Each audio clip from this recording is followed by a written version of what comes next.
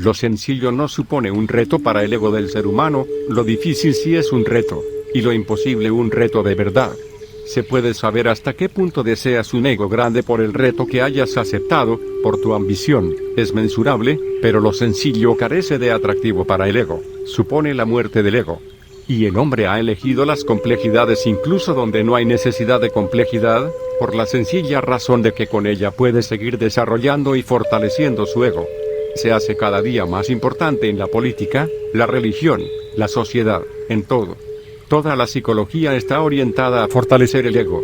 Incluso esos idiotas de psicólogos se empeñan en que la persona necesita un ego fuerte, y por eso la educación es un programa para fomentar la ambición mediante castigos y premios, para llevarte por un determinado camino. Tus padres esperan demasiado de ti desde el principio. Pueden pensar que les ha nacido un Alejandro Magno, o que su hija no es ni más ni menos que la reencarnación de Cleopatra. Los padres te condicionan desde el principio para que, a menos que demuestres tu valía, seas un inútil. Al hombre sencillo se le considera un simplón. El hombre sencillo no ha sido hasta ahora el objetivo de la sociedad humana. Y el hombre sencillo no puede ser el objetivo, porque nacemos sencillos. Todo niño es sencillo, como una pizarra en blanco. Después, los padres empiezan a escribir en esa pizarra lo que debe ser el niño con el tiempo. Después los profesores, los sacerdotes, los dirigentes. Todos se empeñan en que seas alguien, porque si no, habrás malgastado tu vida. Y resulta que es justo lo contrario. Eres un ser. No necesitas convertirte en otro. En eso consiste la sencillez, seguir a gusto con nuestro propio ser y no iniciar el interminable camino de convertirse en otro. En ningún sitio llegarás a pensar, ha acabado el viaje. He llegado a la cima que deseaba. Nadie ha sido capaz de hacer eso en el transcurso de la historia de la humanidad, por la sencilla razón de que el hombre se mueve en un círculo, de modo que siempre hay alguien por delante de ti en un sentido u otro. Puedes llegar a presidente de Estados Unidos, pero ante Mohamed Ali te sentirás inferior. No posees esa fuerza animal. Si Mohamed Ali le da un buen puñetazo en la nariz a Ronald Reagan, lo tumba. Puedes llegar a primer ministro de un país, pero ante Albert Einstein parecerás un pigmeo. No un primer ministro, sino un pigmeo. La vida es multidimensional. Resulta imposible extenderse en todas direcciones y ser el primero en todo. Es absolutamente imposible, la existencia no funciona así. El ego es la enfermedad del ser humano. Por ciertos intereses, hay gente que desea que sigas enfermo. No quieren que seas sano y completo, porque ser sano y completo representa un peligro para esos intereses creados. Por eso nadie quiere ser sencillo. Nadie quiere ser un don nadie. Y mi propuesta consiste en que debes sentirte a gusto contigo mismo, que debes aceptar tu ser. Convertirse en otro es la enfermedad, y ser, la salud. Pero ser sencillo, completo, sano, gozoso, es algo que no has probado. Esta sociedad no te ha dejado en paz un solo momento, y únicamente conoces un camino, el camino del ego. Te han dicho que tienes que ser un Jesucristo. Existen sociedades que intentan que todos sean dioses. ¡Qué mundo tan demente! Tenéis que escapar de esa programación. Si queréis disfrutar, relajaros, sentir paz y experimentar la belleza de la existencia, tiene que desaparecer ese falso ego. No quiero quitaros nada más. Solo deseo quitaros el ego, que al fin y al cabo es una fantasía. Y también quiero daros vuestro ser. Naturalmente, no tengo que dároslo, puesto que ya lo tenéis. Solo hay que espabilaros para que despertéis a la enorme belleza de la inocencia. No se arriesga nada, y vais en pos de unas sombras que nunca alcanzaréis, mientras olvidáis todos los tesoros que habéis traído al mundo con vosotros. Antes de satisfacer el ego, la muerte habrá acabado con vosotros. La vida es demasiado corta y no debe desperdiciarse en juegos tan estúpidos como el del ego. Y solo es cuestión de comprensión. El ego es un iceberg. Fúndelo. Fúndelo en las profundidades del amor para que desaparezca y tú pases a formar parte del océano. ¿Qué es el ego? El ego es justo lo contrario de tu verdadero ser. El ego no eres tú, sino el engaño creado por la sociedad para que te entretengas con esa baratija y no te plantees preguntas sobre lo verdadero. Por eso insisto tanto en que, a menos que te liberes del ego, jamás llegarás a conocerte. Naciste con tu auténtico ser. Después empezaron a crearte un falso ser. Eres cristiano, eres católico, blanco, alemán, perteneces a la raza elegida por Dios, estás destinado a dominar el mundo, etc. Crean una falsa idea de quién eres. Te ponen nombre y en torno a ese nombre crean ambiciones, condicionamientos. Y poco a poco, porque lleva casi una tercera parte de la vida, actúan sobre el ego en el colegio, en la iglesia, en el instituto, en la universidad. Cuando acabas la universidad has olvidado por completo tu ser inocente. Eres un gran ego que ha superado la universidad con matrícula de honor y está preparado para salir al mundo. Ese ego tiene toda clase de deseos y ambiciones, y quiere estar siempre por encima de todo. Ese ego se aprovecha de ti y no permite ni que vislumbres tu auténtico ser, cuando tu vida está precisamente ahí, en la autenticidad. De ahí que el ego solo produzca tristeza, sufrimiento, lucha, frustración, locura, suicidios, asesinatos, toda clase de crímenes. Quien va en pos de la verdad tiene que empezar por este punto, descartar cuanto la sociedad le ha dicho que es. Tú no eres eso, porque nadie sino tú puede saber quién eres, ni tus padres, ni tus profesores, ni los sacerdotes. Salvo tú mismo, nadie puede penetrar en la intimidad de tu ser, nadie sabe nada de ti, y todo lo que han dicho sobre ti es falso. Déjalo a un lado. Desmantela todo ese ego. Al destruir el ego, descubrirás tu ser, y ese descubrimiento es el mayor que se puede dar, porque supone el inicio de una nueva peregrinación hacia la felicidad absoluta, hacia la vida eterna. Se puede elegir entre la frustración, el sufrimiento, la tristeza, seguir aferrándose al ego y alimentándolo, o la paz, el silencio y la felicidad, pero para eso hay que recobrar la inocencia. Los niños nacen sin ego. El ego lo enseñan la sociedad, la religión, la cultura. Seguramente habréis observado a los niños pequeños. No dicen, tengo hambre. Si el niño se llama Bob, dirá, Bob tiene hambre. Bob quiere ir al baño. No tiene sentido del yo. Se refiere a sí mismo en tercera persona. Bob es como la gente lo llama, y él se llama a sí mismo Bob. Pero llegará un día. Cuando empiece a hacerse mayor le enseñaréis que eso no está bien. Bob es como te llaman los demás, tú no tienes que llamarte Bob a ti mismo. Tienes una personalidad distinta y tienes que aprender a decir yo. El día en que Bob se convierte en yo pierde la realidad del ser y cae en el oscuro abismo del delirio. En cuanto empieza a referirse a sí mismo como yo se pone en funcionamiento una energía completamente distinta. El yo quiere crecer, fortalecerse, quiere esto, lo otro. Quiere elevarse cada vez más en el mundo de las jerarquías. Siente el imperativo de conquistar más y más territorios. Si alguien tiene un yo mayor que el tuyo, te crea un complejo de inferioridad. Haces todos los esfuerzos posibles por demostrar que yo soy superior a ti. Yo soy más santo que tú. Yo soy más grande que tú. Dedicas tu vida entera a algo absurdo, que ni siquiera existe. Inicias un sendero de sueños, y seguirás avanzando por él, haciendo crecer tu yo cada día más, lo que te creará la mayor parte de tus problemas. Incluso Alejandro Magno tenía enormes problemas. Su yo interno quería ser el conquistador del mundo, y casi llegó a conquistarlo. Digo casi por dos razones. En su época, no se conocía la mitad del mundo, por ejemplo América. Y además, entró en la India, pero no la conquistó, tuvo que retirarse. No era muy mayor, solo tenía 33 años, pero durante aquellos 33 años se había limitado a pelear. Se había puesto enfermo, aburrido de tanta batalla, de tanta muerte, de tanta sangre.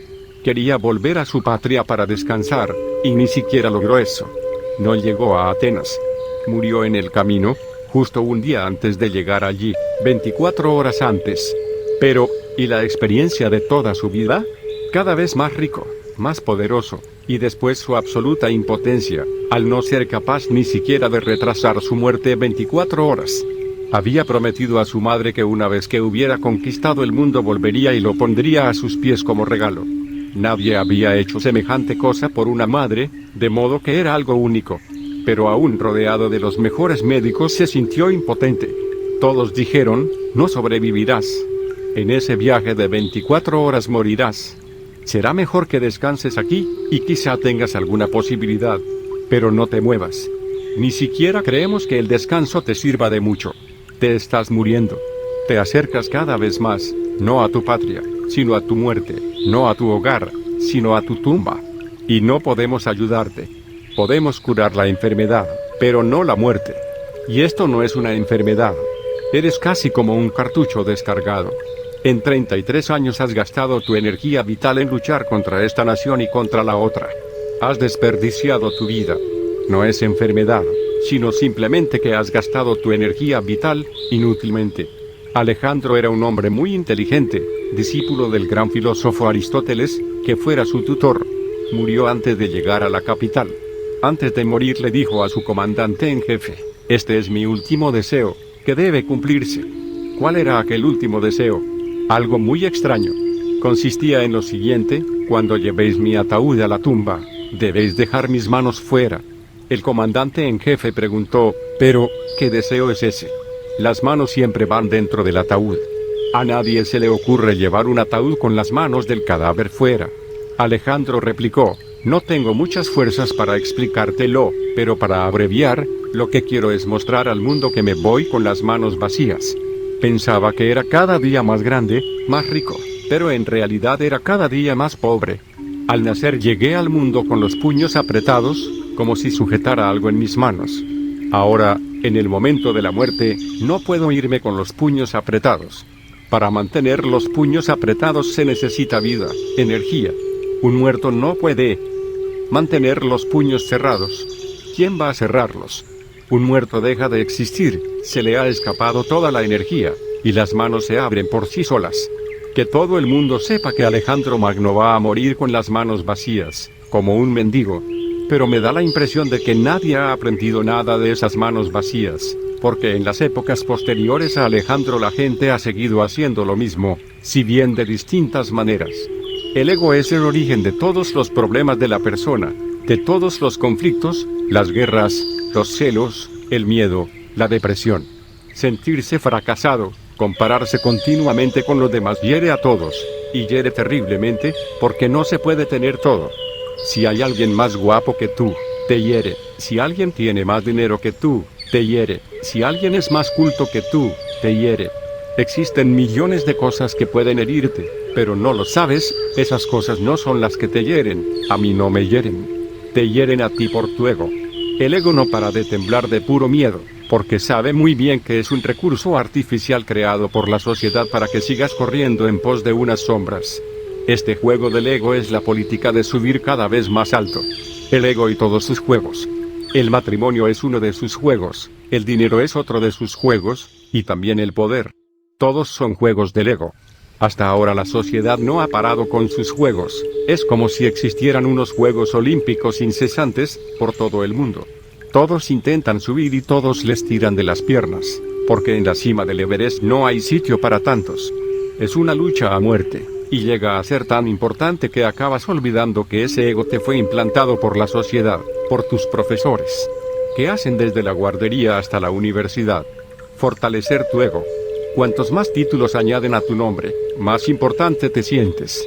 El ego es la mayor de las mentiras, que tú has aceptado como una verdad, pero los intereses creados lo favorecen, porque si todos aceptaran la ausencia del ego, la competición olímpica que se desarrolla en el mundo entero sencillamente se paralizaría. Nadie querría subir al Everest, sino que disfrutaría del sitio donde está y se alegraría de ello.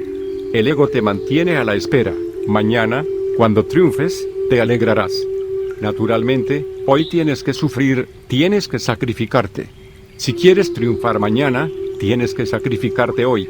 Has de merecerte el triunfo, y para eso haces toda clase de ejercicios. Solo es cuestión de sufrir durante algún tiempo y después te alegrarás. Pero ese mañana nunca llega. Nunca ha llegado. Mañana simplemente significa lo que nunca llega. Supone retrasar la vida, una estrategia estupenda para seguir sufriendo. El ego no puede sentir alegría en el presente, no puede existir en el presente, solo existe en el futuro, en el pasado, es decir, en lo que no es. El pasado ya no existe, el futuro aún no existe, ambos carecen de existencia. El ego solo puede existir con lo no existente, porque en sí mismo no existe. En el momento puramente presente no hallarás ningún ego en tu interior, sino una alegría silenciosa, una nada silenciosa y pura. La idea de un centro separado constituye la raíz del ego. Cuando un niño nace, llega al mundo sin un centro propio. Durante los 9 meses en el vientre de la madre funciona con el centro de la madre como el suyo propio, no está separado. Después, nace. Entonces resulta práctico considerar que se tiene un centro separado, propio. En otro caso, la vida será muy difícil, casi imposible. Para sobrevivir y para luchar por sobrevivir en la batalla de la vida, todos necesitan cierta noción de quiénes son. Y nadie tiene ni idea. En realidad, nadie puede tenerla, porque en lo más profundo somos un misterio. No podemos tener ninguna idea al respecto. En lo más profundo, no somos individuos, sino universales. Por eso, si le preguntas a Buda, ¿quién eres?, guardará silencio y no contestará. No puede hacerlo, porque él ha dejado de ser un individuo, es la totalidad, pero en la vida cotidiana incluso Buda tiene que emplear la palabra yo. Si tiene sed, dirá, tengo sed. Ananda, tráeme un poco de agua, tengo sed. Por eso sigue empleando la significativa primera persona, el yo. A pesar de ser ficticia, también tiene sentido, pero hay muchas ficciones con sentido. Por ejemplo, el nombre que nos ponen a cada uno. Eso es una ficción. Llegaste al mundo sin nombre, no con él, el nombre te lo ponen otros. Después, a base de repetirlo constantemente, empiezas a identificarte con él, pero es una ficción. Pero decir que es ficticio no significa que sea innecesario. Es una ficción necesaria, porque si no, ¿cómo dirigirse a las personas? Si quieres escribir una carta a alguien, ¿a quién la diriges? Un niño escribió una carta a Dios. Su madre estaba enferma, su padre había muerto y no tenían dinero, le pedía a Dios 50 rupias. En correo se quedaron perplejos cuando llegó la carta. ¿Qué hacer? ¿Dónde enviarla? Estaba dirigida a Dios. Así que la abrieron. Les dio pena el niño y decidieron reunir algo de dinero y enviárselo. No reunieron lo que el niño pedía, 50 rupias, sino 40. Llegó una segunda carta, también dirigida a Dios, y en ella el niño había escrito lo siguiente: estimado señor, por favor, la próxima vez mándeme el dinero directamente a mí, no a correos. Se han cobrado 10 rupias de comisión. Sería complicado que no tuviéramos nombre. Aunque en realidad nadie tiene nombre, se trata de una ficción muy útil. Se necesitan los nombres para que los demás te llamen, se necesita la primera persona, el yo, para que te llames a ti mismo, pero es simplemente una ficción. Si profundizas en tu interior comprenderás que el nombre ha desaparecido, que ha desaparecido la idea del yo, no queda más que una simple presencia, la existencia, el ser. Y ese ser no es algo separador, no es tuyo ni mío, ese ser es de todos. Y en ello están incluidos los ríos, los árboles, las piedras, las montañas, todo. Lo incluye todo, sin excluir nada, el pasado, el futuro, la inmensidad del universo. Cuanto más profundices en ti mismo, más comprenderás que las personas no existen, que no existen los individuos. Lo que existe es la pura universalidad. En la circunferencia tenemos nombres, egos, identidades, y cuando pasamos de la circunferencia al centro desaparecen todas esas identidades. El ego no es más que una ficción útil. Utilizadla, pero sin dejaros engañar por ella. 4. Funcionamos siempre mediante el ego. En algunos momentos nos libramos de él. Como el ego es ficticio, en algunos momentos te libras de él. Como es una ficción, solo puede mantenerse si tú no mantienes. La ficción requiere un mantenimiento, al contrario que la verdad, y de ahí la belleza de la verdad. Pero una ficción hay que pintarla continuamente, apuntalarla aquí y allá, porque se desmorona sin cesar. Cuando consigues apuntalarla por un lado, empieza a desmoronarse por el otro. Y eso es lo que hace la gente durante toda su vida, intentar que la ficción parezca la verdad. Si tienes más dinero, puedes tener un ego más grande, un poco más sólido que el de un pobre. El ego del pobre es pequeño, no se puede permitir un ego mayor. Si llegas a primer ministro o presidente de un país, tu ego se hincha al máximo y dejas de tener los pies en el suelo. Nuestra vida entera, la búsqueda de dinero, poder, prestigio, esto y lo otro, no es sino la búsqueda de puntales, de apoyos, para mantener la ficción. Y en realidad sabemos que la muerte se aproxima. Hagamos lo que hagamos, la muerte lo destruirá, pero a pesar de los pesares, seguimos adelante. A lo mejor mueren todos los demás, pero tú no. Y en cierto modo es verdad. Como siempre has visto morir a otros, pero no a ti mismo. Parece que es verdad, y también lógico. mueren esa persona y la otra, pero tú no. Tú siempre estás allí para lamentarte, para acompañarlas al cementerio y despedirte de ellas, pero después vuelves a tu casa. No te dejes engañar, porque todas esas personas estaban haciendo lo mismo, y nadie es una excepción. Cuando llega la muerte, destruye la ficción de tu nombre, de tu fama. Cuando llega la muerte, simplemente lo borra todo, no queda ninguna huella.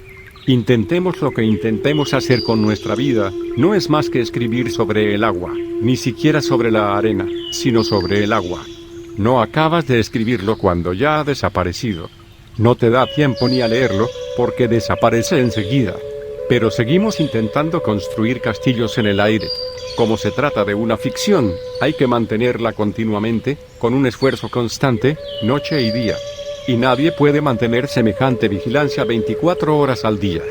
De modo que a veces, sin querer, vislumbras durante unos momentos la realidad sin el ego como barrera. Sin la pantalla del ego se viven ciertos momentos especiales, aunque tú no lo quieras. Recuérdalo, todo el mundo experimenta esos momentos de vez en cuando. Por ejemplo, cuando alguna noche duermes profundamente, tan profundamente que no tienes sueños, el ego desaparece, desaparecen todas las ficciones. El acto de dormir profundamente, sin sueños, es como una muerte en pequeño. Cuando se duerme sin soñar, el ego desaparece por completo, porque cuando no se piensa, no se sueña, como seguir adelante con una ficción. Pero mientras dormimos pasamos muy poco tiempo sin soñar. En 8 horas de sueño sano ese lapso no sobrepasa las 2 horas, pero ese tiempo nos revitaliza. Si dormimos 2 horas profundamente, sin soñar, a la mañana siguiente nos sentimos renovados, vivos. La vida vuelve a resultar emocionante, el día parece un regalo. Todo parece nuevo, porque nos hemos renovado. Y todo parece maravilloso, porque estamos en un espacio maravilloso. ¿Qué ocurre en esas 2 horas en las que dormimos profundamente? Lo que Patanjali y el yoga denomina susupti, dormir sin soñar. Que desaparece el ego, y con esa desaparición del ego te revitalizas, rejuveneces. Al desaparecer el ego, incluso en un estado de profunda inconsciencia, se nos concede una idea de Dios. Según el Patanjali, no existe gran diferencia entre el susupti, el dormir sin soñar, y el samadhi, el estado último que alcanza Buda. No existe gran diferencia, pero sí existe. Radica en la conciencia.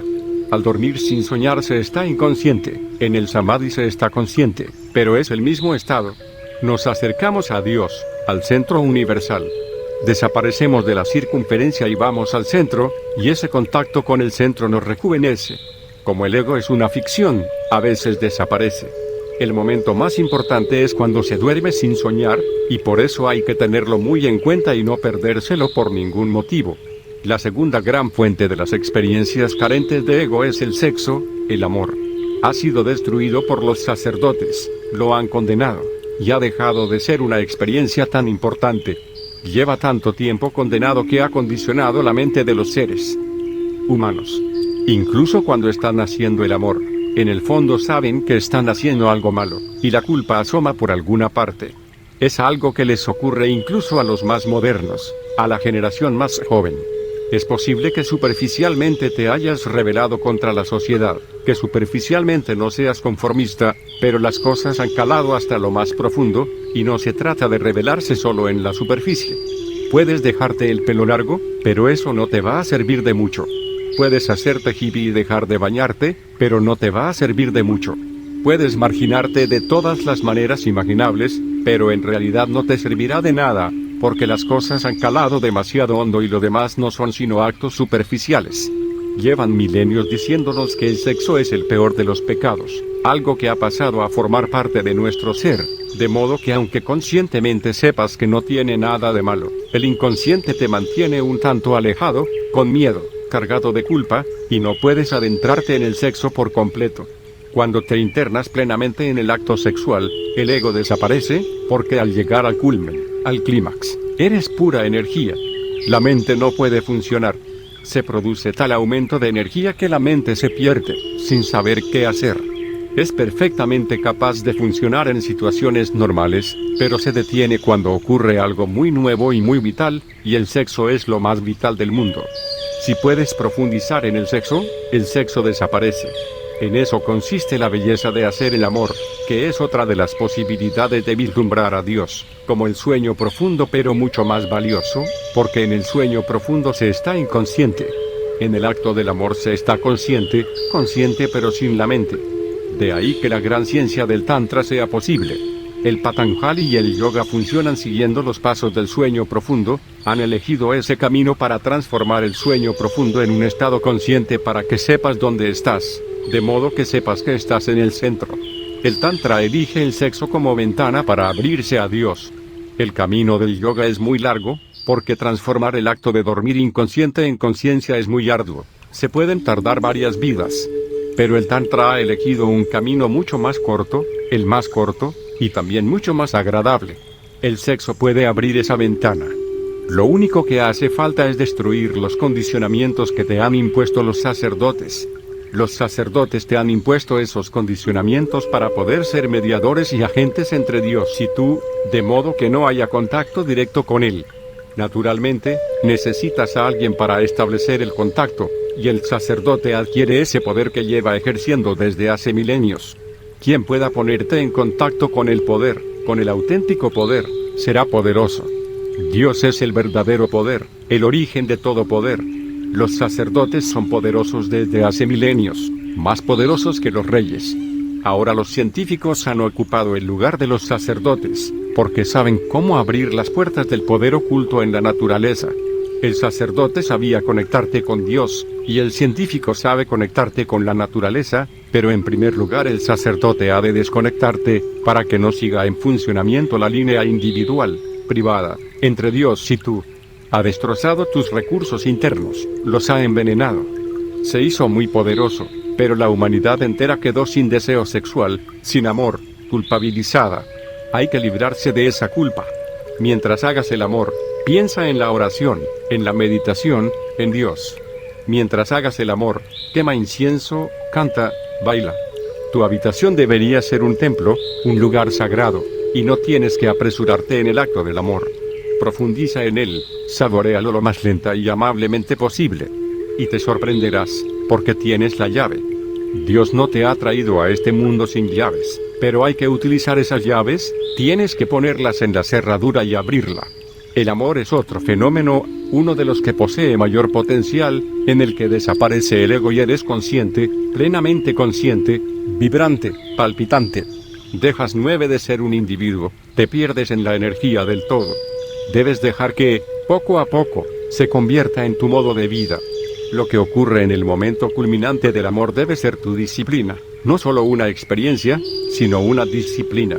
Entonces, hagas lo que hagas, te dirijas a donde te dirijas. Por la mañana, cuando salga el sol, tendrás la misma sensación, la misma fusión con la vida. Tumbado en el suelo, con el cielo lleno de estrellas, experimenta la misma fusión. Tumbado sobre la tierra, siéntete uno con la tierra. Poco a poco el acto amoroso te dará la clave para enamorarte de la existencia misma. Entonces el ego se conoce como ficción y se utiliza como tal, y si lo utilizas como ficción no hay peligro.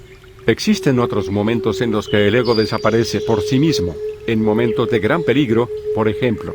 Vas al volante de un coche y de repente ves que va a ocurrir un accidente. Has perdido el control del coche y no parece haber ninguna posibilidad de que te salves. Vas a estrellarte contra un árbol o contra un camión que viene en dirección contraria, o vas a caerte a un río, tienes la absoluta certeza.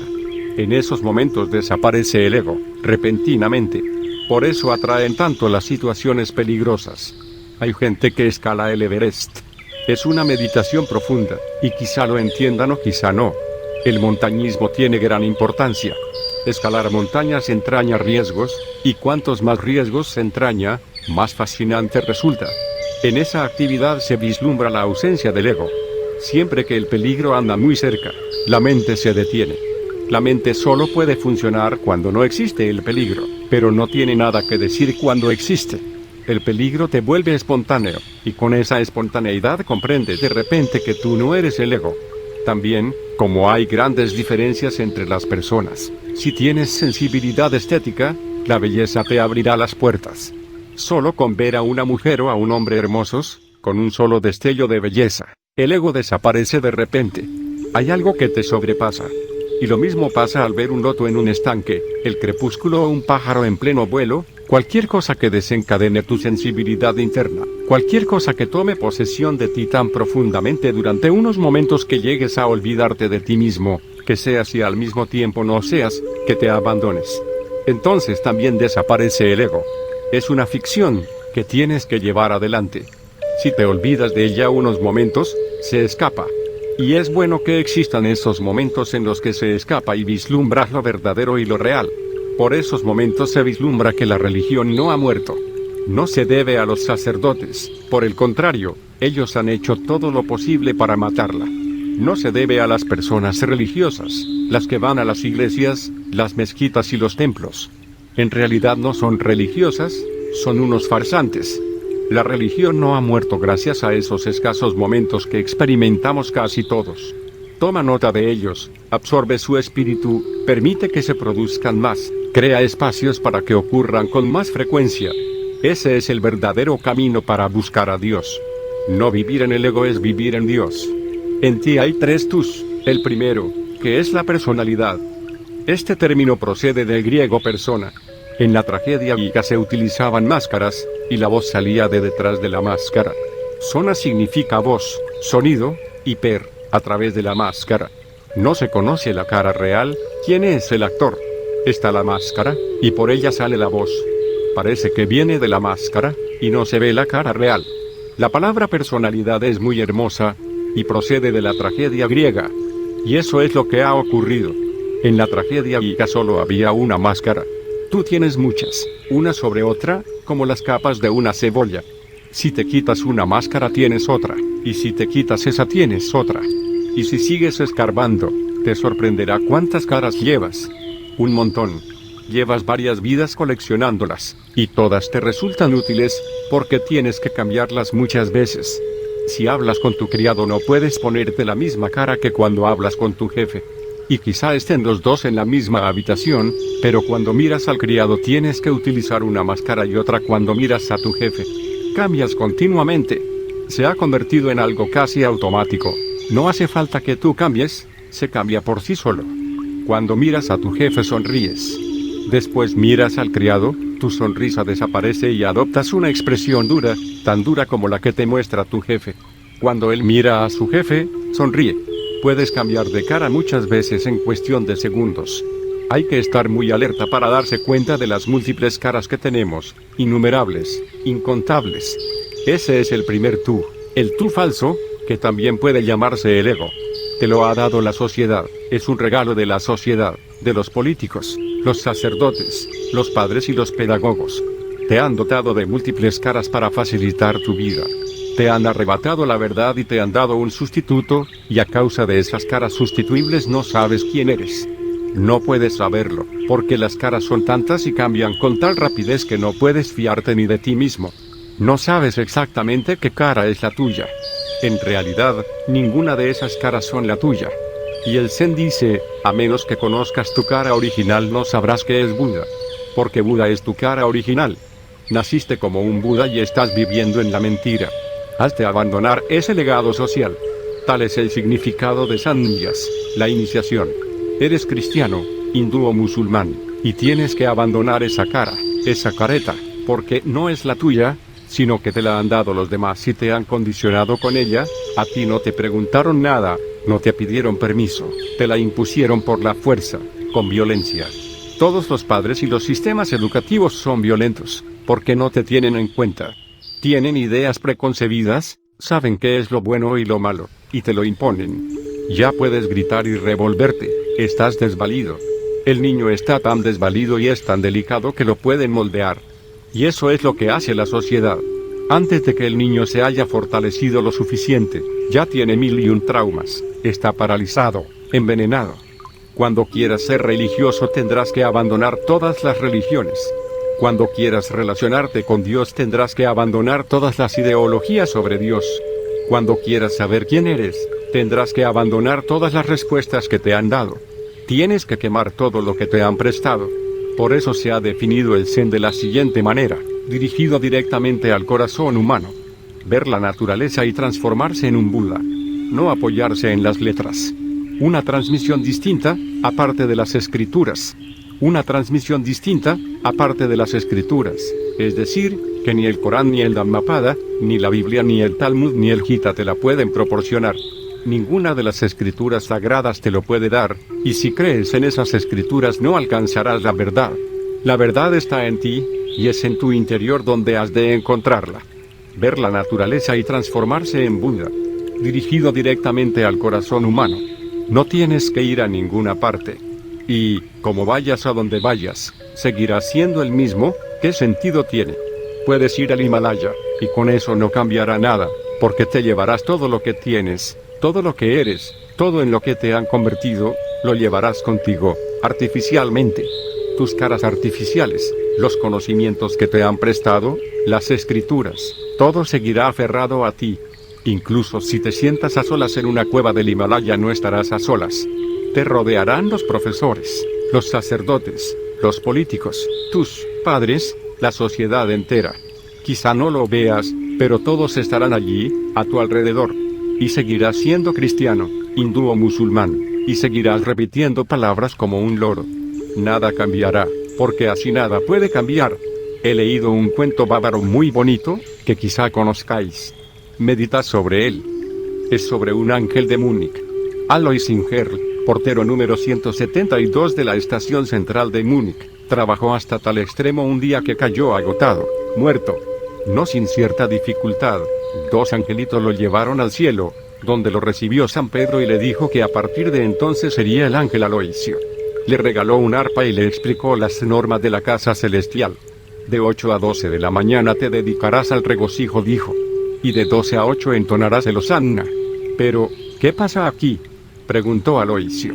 O sea, júbilo de 8 a 12 y luego de 12 a 8 el Hosanna. Pues vaya. ¿Y las copas, cuándo? Ya se te dará el maná a su debido tiempo, respondió Pedro, un tanto molesto. Signo de exclamación abierta, pues vaya plasta, exclamó el ángel Aloisio. ¿Regocijo de 8 a 12? Y yo que creía que en el cielo no había que trabajar. Pero acabó por sentarse en una nube y se puso a cantar, tal y como le habían ordenado, aleluya, aleluya. Pasó por allí un intelectual, planeando. Signo de exclamación abierta, oye, tú, gritó Aloisio. ¿Nos tomamos un poquito de rapé, eh? Venga. Pero al ángel intelectual le dio asco una idea tan vulgar. Susurró, Hosanna, y se marchó. Aloisio se puso furioso. Signo de exclamación abierta, sí será imbécil. Gritó. Si no tienes rapé, pues no lo tienes y ya está, ¿vale? Pero por lo menos me contestas, ¿vale? Si será cateto. Hay que ver la gente que hay aquí arriba. ¿Dónde me he metido? Y volvió a sentarse en su nube para continuar con el regocijo. Pero el enfado que sentía se reflejaba en sus cánticos, y gritaba tan fuerte que el Padre Celestial, que estaba cerca, se despertó de la siesta y preguntó atónito, signo de interrogación abierta, ¿de dónde sale semejante ruido? Llamó inmediatamente a San Pedro, que acudió a todo correr, y juntos escucharon los escandalosos cánticos del ángel Aloisio. Signo de exclamación abierta, aleluya. Maldita sea. Scheisse. Aleluya. Puta mierda. Aleluya. San Pedro llevó a rastras a Aloisio ante el Señor. El Padre Celestial se lo quedó mirando largo rato y después dijo, ya, comprendo. Un ángel de Múnich. Justo lo que me imaginaba. Vamos a ver, ¿a qué viene tanto grito? Era precisamente lo que estaba esperando Aloisio. Estaba tan furioso que se desató. Signo de exclamación abierta, todo esto no me gusta nada. No me gusta tener alas. No me gusta cantar hosannas. No me gusta que me den maná en vez de cerveza. Y que quede una cosa clara, no me gusta cantar. San Pedro, esto no va a funcionar, dijo el Señor. Pero tengo una idea. Vamos a darle el trabajo de mensajero para transmitir nuestros consejos celestiales al gobierno de Baviera. Así podrá ir a Múnich un par de veces a la semana y su alma descansará en paz. Cuando Aloisio oyó aquellas palabras se puso muy contento. Al poco tiempo le dieron el primer encargo de mensajero, llevar una carta, y bajó volando a la tierra. Cuando volvió a pisar el suelo de Múnich se sintió realmente en el cielo. Y, siguiendo sus antiguas costumbres, se fue inmediatamente al bar, donde su asiento de costumbre estaba vacío, esperándolo. La buena de Katy, la camarera, seguía allí, y él pidió una cerveza, y otra y otra. Y allí sigue sentado todavía. Por eso el gobierno bávaro ha tenido que arreglárselas hasta el día de hoy sin la orientación divina. Vayas a donde vayas, serás tú mismo, en el cielo o en el Himalaya. No puedes ser de otra manera. El mundo no está fuera de ti, tú eres el mundo. De modo que vayas a donde vayas, llevarás el mundo contigo. El verdadero cambio que se tiene que producir no es del lugar, no tiene que producirse fuera, sino dentro. ¿A qué me refiero con el verdadero cambio? No me refiero a que tengas que mejorar, porque mejorar es otra mentira. Mejorar significa que continuarás puliendo tu personalidad. Puede llegar a ser maravillosa, pero recuerda que, cuanto más maravillosa, más peligrosa, porque más difícil te resultará desprenderte de ella. Por eso a veces un pecador se transforma en santo, pero las personas respetables nunca se transforman. No pueden, porque tienen una personalidad muy valiosa, con muchos adornos, muy pulida, y han invertido mucho en esa personalidad, su vida entera ha sido una especie de continua pulimentación. Les costaría demasiado abandonar esa maravillosa personalidad. Un pecador sí puede hacerlo, porque no ha invertido nada en ella. Aún más, está harto de ella, de tan fea como es. Pero, ¿cómo podría desprenderse tan fácilmente una persona respetable, con tantas recompensas como le ha dado, con tantos beneficios como le ha reportado? Con ella ha ganado respetabilidad, le ha hecho ascender, va a llegar al culmen del éxito. Le resulta muy difícil dejar de ascender por los peldaños del éxito.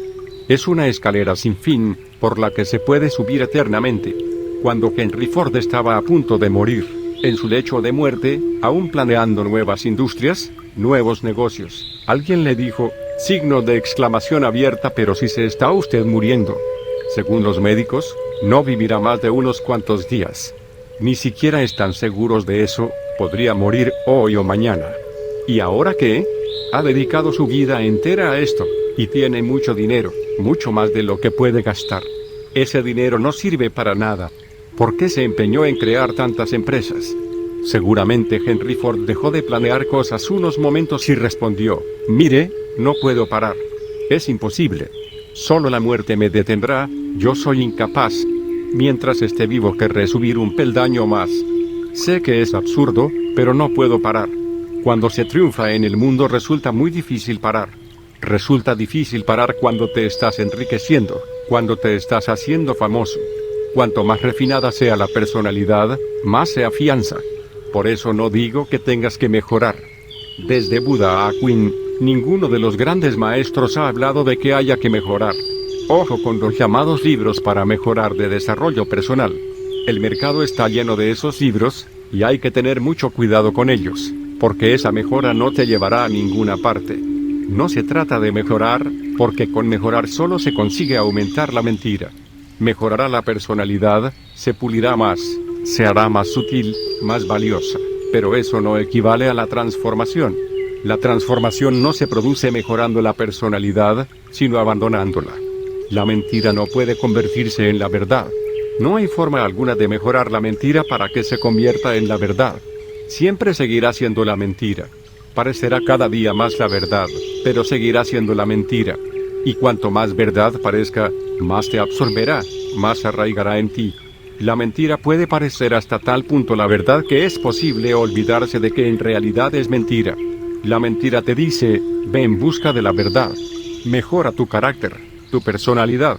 Busca la verdad. Transfórmate en esto, transfórmate en lo otro.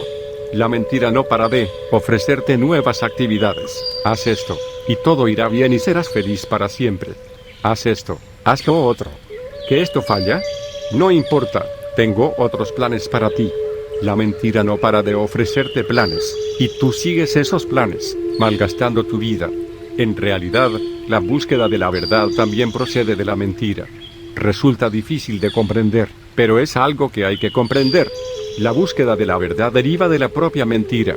Es la forma de protegerse que tiene la mentira. Si incluso te ofrece la búsqueda de la verdad, ¿cómo puedes sentirte a disgusto con tu personalidad? ¿Y cómo puedes decir que es mentira? Te empuja, te arrastra a ir en busca de la verdad. Pero la búsqueda significa ir a otro sitio, mientras que la verdad está aquí y la mentira te impulsa a ir allá. La verdad dice ahora, y la mentira entonces se allí. La mentira siempre se refiere al pasado o al futuro, nunca al presente. Y la verdad es el presente, este mismo momento, ahora mismo.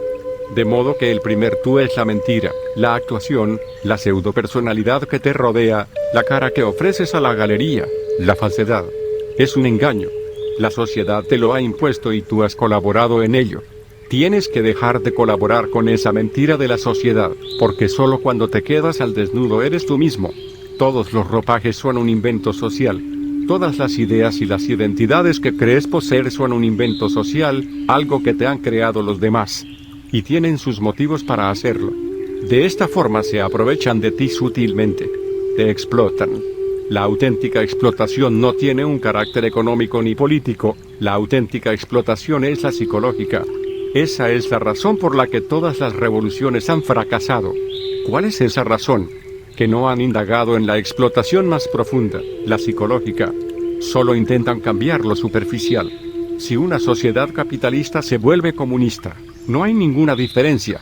Si una democracia se convierte en dictadura, o si una sociedad dictatorial se hace democrática, da igual, no existe ninguna diferencia. Son cambios superficiales, un blanqueado, pero en lo más profundo la estructura sigue siendo la misma. ¿En qué consiste la explotación psicológica? La explotación psicológica consiste en no permitir que nadie sea uno mismo, que nadie sea aceptado tal y como es, que no se respete a nadie. ¿Cómo respetar a las personas si no las aceptamos como son? Si les impones cosas y después las respetas, lo que respetas son tus propias imposiciones. No respetas a las personas como son, no respetas su desnudez, ni su espontaneidad, no respetas sus sonrisas y sus lágrimas de verdad. Solo respetas el fingimiento, las pretensiones. Lo que respetas es la actuación. Tienes que abandonar por completo este primer tú. Freud contribuyó en gran medida a que la humanidad tomara conciencia de la falsedad de la personalidad, de la mente consciente.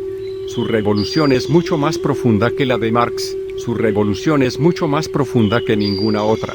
Profundiza mucho, pero no se extiende lo suficiente. Llega al segundo tú, al tú reprimido, instintivo, inconsciente.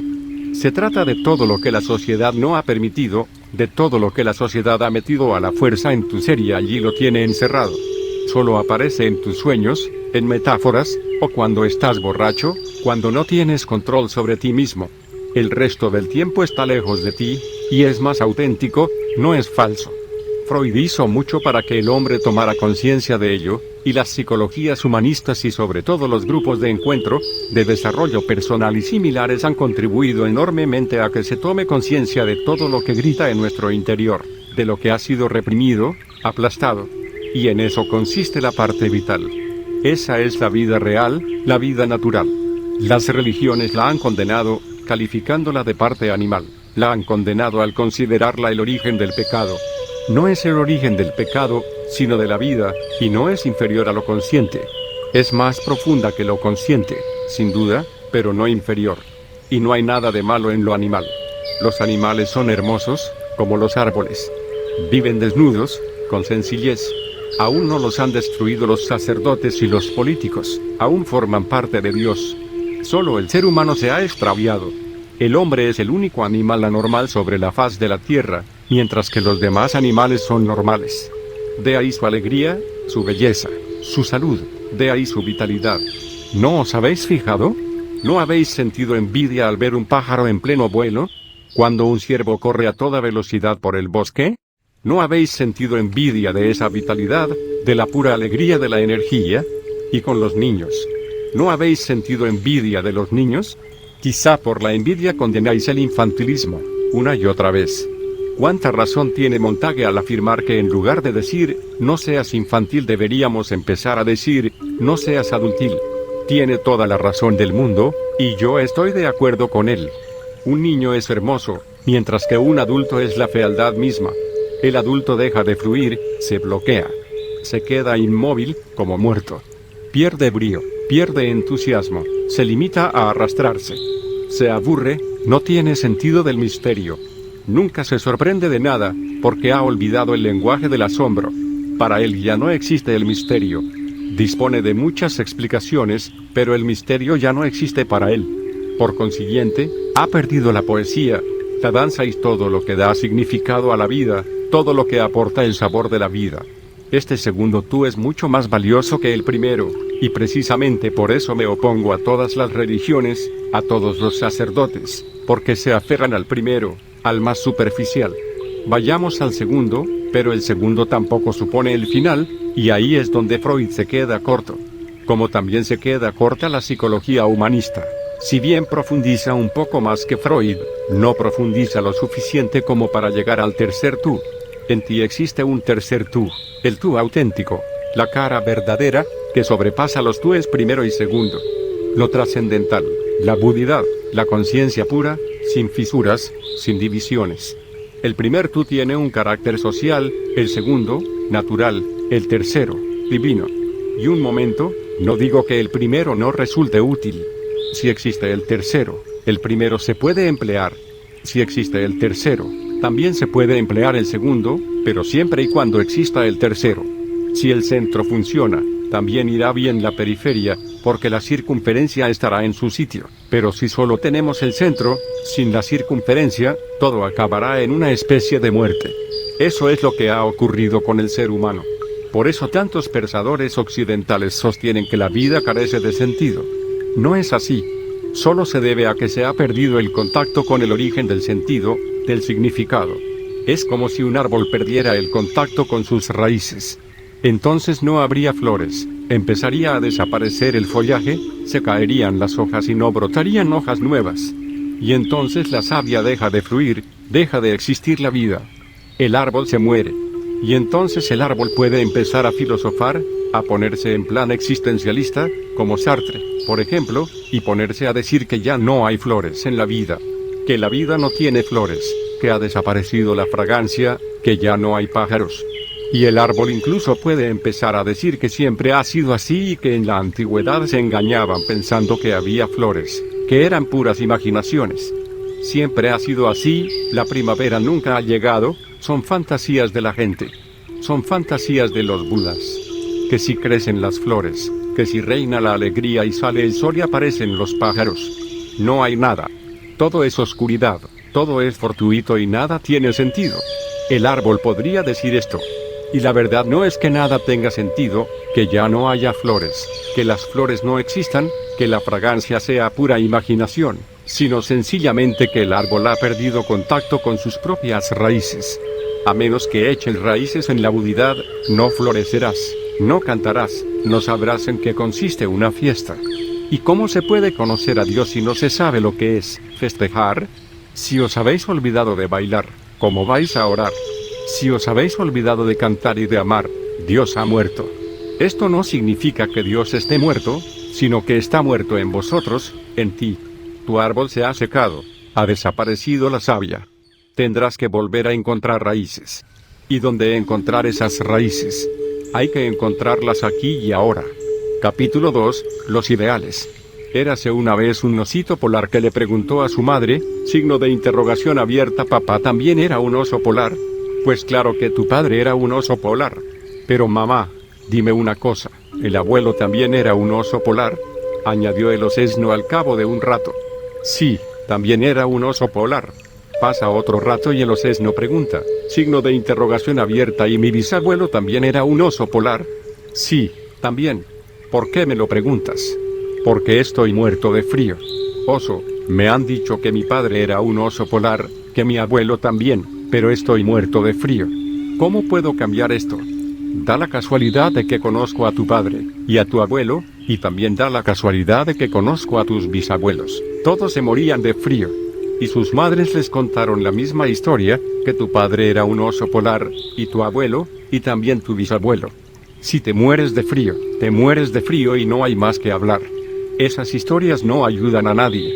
Solo sirven para confirmar que incluso los osos polares pasan frío.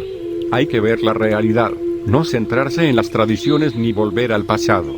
Si tienes frío y no hay más que hablar. Y el hecho de ser un oso polar no es ningún consuelo. Esa es la clase de consuelo que se le ha ofrecido a la humanidad. Cuando estás a punto de morir, y a alguien se le puede ocurrir decirte, no tengas miedo, porque el alma es inmortal. Pero tú te estás muriendo. Me han contado la historia de un judío moribundo que se había caído en una calle, de un ataque al corazón. Se congregó toda una multitud, y buscaron a alguien que creyera en la religión, a un sacerdote o algo, porque el hombre estaba a punto de morir. De entre la multitud surgió un sacerdote católico, que no sabía quién era el moribundo.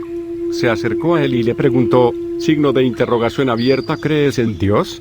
¿Afirmas que crees en la Santísima Trinidad, en Dios Padre, en Dios Hijo y en el Espíritu Santo? El judío moribundo abrió los ojos y replicó, me estoy muriendo y me viene con acertijos. ¿Qué pasa con la Trinidad esa? Me estoy muriendo. ¿Qué estupideces me está contando? Una persona está a punto de morir y la consolamos con la idea de la inmortalidad del alma. Ese consuelo no sirve para nada. Alguien está sufriendo y le dices, no sufras. Es algo puramente psicológico. ¿Cómo va a ayudar una cosa así? Lo único que conseguirás es que lo pase aún peor. Esas teorías no sirven de gran cosa, porque han sido inventadas para consolar, para engañar. Si tienes frío y ya está. En lugar de preguntar si tu padre era un oso polar, haz ejercicio. Vete a caminar, a pegar saltos, a hacer meditación dinámica, y así no sentirás frío, te lo aseguro. Olvídate de padres, abuelos y bisabuelos y presta atención a tu realidad. Si te mueres de frío, haz algo. Y siempre se puede hacer algo. Pero si no paras de preguntar, no encontrarás el camino. Ya puedes preguntar y preguntar, que tu pobre madre siempre te ofrecerá consuelo. Y la pregunta es maravillosa, llena de significado, de una tremenda trascendencia. Así es como sufre la humanidad. Fijaos en ese sufrimiento, observad el problema y no intentéis buscar soluciones fuera del problema. Mirad directamente el problema y siempre encontraréis la solución en él. Fijaos en la pregunta, no pidáis la respuesta. Por ejemplo, puedes preguntar, una y otra vez, ¿quién soy yo? Si acudes a un cristiano te dirá, eres hijo de Dios, y Dios te ama. Y tú te quedarás confuso porque, ¿cómo puede amarte Dios? Un sacerdote le dijo al mulán Nasruddin, Dios te ama. El muid replicó, signo de interrogación abierta, ¿cómo va a amarme si ni siquiera me conoce? Y el sacerdote contestó, por eso puede amarte. Nosotros, que te conocemos, no podemos amarte. Resulta demasiado difícil. O si te acercas a un hindú, te dirá, tú eres Dios mismo. No el Hijo de Dios, sino Dios mismo. Pero tú sigues con tu dolor de cabeza, tu migraña, preguntándote cómo puede Dios tener dolor de cabeza. Y el problema queda sin resolver. Si quieres preguntar, ¿quién soy yo? No recurras a nadie. Guarda silencio y profundiza en tu ser. Deja que la pregunta resuene en tu interior, no verbal, sino existencialmente. Permite que la pregunta te penetre como una flecha te atravesaría el corazón. ¿Quién soy yo? Y repite la pregunta. Y no tengas prisa por encontrar la respuesta, porque si la encuentras, te la habrá dado otra persona, un sacerdote, un político, u otra cosa, como una tradición. No respondas con la memoria, porque toda tu memoria es algo prestado. Tu memoria es como un ordenador, algo muerto. La memoria no tiene nada que ver con el conocimiento. La memoria es como el programa del ordenador, de modo que cuando preguntas, ¿quién soy yo? Y la memoria contesta, eres una gran alma. Ojo, no caigas en la trampa. Líbrate de toda esa porquería, porque no es más que eso, porquería. Sigue preguntando, ¿quién soy? ¿Quién soy? ¿Quién soy? Y un día verás que también la pregunta se ha desvanecido. Solo queda una ansia, ¿quién soy? Pero solo esa ansia, no la pregunta, ¿quién soy? Mientras todo tu ser vibra con ese anhelo. Y un día lo verás, que solo existe el ansia. Y en ese estado de apasionamiento, tan intenso, de pronto te darás cuenta de que algo ha estallado. De repente te verás cara a cara contigo mismo y sabrás quién eres. No tiene sentido que le preguntes a tu padre, ¿quién soy? Ni siquiera él sabe quién es. Tampoco tiene sentido preguntárselo a tu abuelo o a tu bisabuelo. No hay que preguntar ni a la madre, ni a la sociedad, ni a la cultura, ni a la civilización. Hemos de preguntar a nuestro ser más íntimo. Si realmente quieres conocer la respuesta, ve a tu interior, y a partir de esa experiencia interior se producirá el cambio. Me preguntas, ¿cómo puedes cambiar esto? No puedes cambiarlo. En primer lugar, tienes que enfrentarte a tu realidad, y ese encuentro te cambiará. Un periodista intentaba sacarle una historia de interés humano a un hombre viejísimo de un asilo de ancianos financiado por el Estado. A ver, abuelo, dijo el periodista jovialmente, ¿qué pensaría si de repente le llegara una carta diciendo que un familiar lejano le ha dejado en herencia $5 millones? Mira, hijo, respondió lentamente el anciano, seguiría teniendo 94 años. ¿Lo entiendes? Lo que dice el anciano es, tengo 94 años. Si me veo con $5 millones, ¿qué voy a hacer con ellos? Seguiría teniendo 94 años. Lo que dice Buda, lo que dice Mahavira, lo que dice Jesucristo no sirve de nada. Estás muerto de frío, o tienes 94 años. Incluso si te meten en la cabeza todos los conocimientos del mundo, no te servirá de nada, seguirás muerto de frío o tendrás 94 años. A menos que surja cierta experiencia en tu interior, una experiencia vital que transforme tu ser y vuelva a hacerte joven, vivo, nada tendrá ningún valor. De modo que no preguntes a los demás. Esa es la primera lección que hay que aprender, que hay que preguntarse a uno mismo. Y también hay que recordar otra cosa, evitar esas respuestas, porque las respuestas ya están dadas, ya las han dado otras personas. Eres tú quien plantea la pregunta, de modo que ninguna respuesta que te dé otra persona te servirá de ayuda. Tú planteas la pregunta, y la respuesta también tiene que venir de ti. Digamos que Buda ha bebido y está contento, que Jesucristo ha bebido y está como en éxtasis. Yo también he bebido, pero ¿cómo puedo contribuir a saciar tu sed? Tú mismo tendrás que beber. Veamos. Un emperador le pidió a un místico sufí que fuera a su corte a orar por ellos. El místico acudió a la cita, pero se negó a orar. Dijo, no puedo hacerlo. ¿Cómo podría rezar por vosotros? E insistió, hay unas cuantas cosas que hemos de hacer nosotros mismos. Por ejemplo, si quieres hacer el amor con una mujer, tienes que hacerlo tú mismo. Yo no puedo hacerlo por ti ni en tu nombre. Si tienes que sonarte la nariz, tienes que hacerlo tú, porque yo no puedo sonarme la nariz por ti, no serviría de nada. Y es lo mismo con la oración. ¿Cómo puedo yo orar por nadie? Ora por ti mismo, porque yo también puedo orar por mí mismo. Cerró los ojos y se sumergió en la oración. Eso es lo que yo puedo hacer. El problema ha desaparecido para mí, pero no ha desaparecido gracias a la respuesta que me haya dado nadie. Yo no le he preguntado nada a nadie. Aún más, todo mi esfuerzo ha consistido en no hacer caso a las respuestas que me han dado los demás con tanta generosidad. La gente no para de darte consejos. Con los consejos son muy generosos.